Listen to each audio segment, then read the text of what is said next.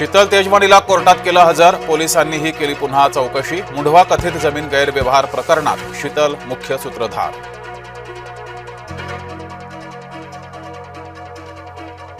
मुंढवामधील कथित जमीन गैरव्यवहार प्रकरणी सुनावणी, पार्थ पवारची बाजू मांडायला वकिलांची फौज।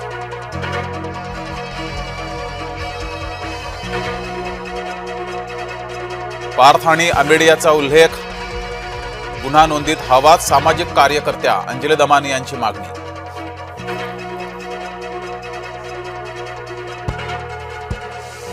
माणिकराव कोकाटे बदनामी खटल्यात हजर व्हा, आमदार रोहित पवार यांना नाशिक जिल्हा सत्र न्यायालयाचे आदेश।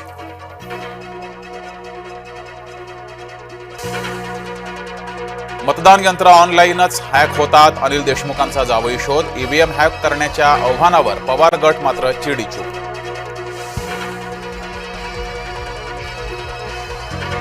संशय येईल असं काम करू नये, राजू शेट्टींचा निवडणूक आयोगाला सल्ला। पोलिसांची बिवलकरांना क्लीन चिट, नवी मुंबईमधील कथित जमीन घोटाळा प्रकरण, चौकशी समितीचा अहवाल येण्याआधीच पोलिसांचा निष्कर्ष।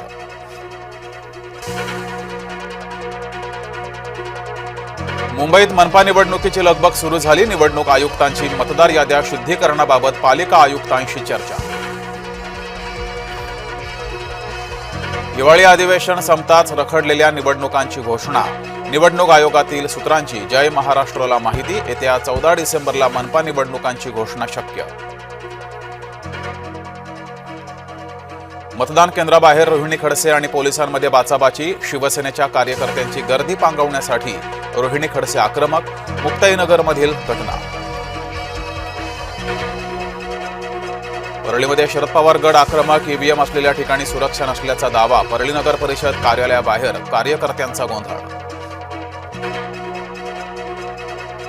अमोल मिटकरींचं रुग्णालयात स्टिंग ऑपरेशन, आरोग्य केंद्रात अवैध गर्भपात होत असल्याचा आरोप। अकोल्यातील हिवरखेड आरोग्य केंद्रातील प्रकार।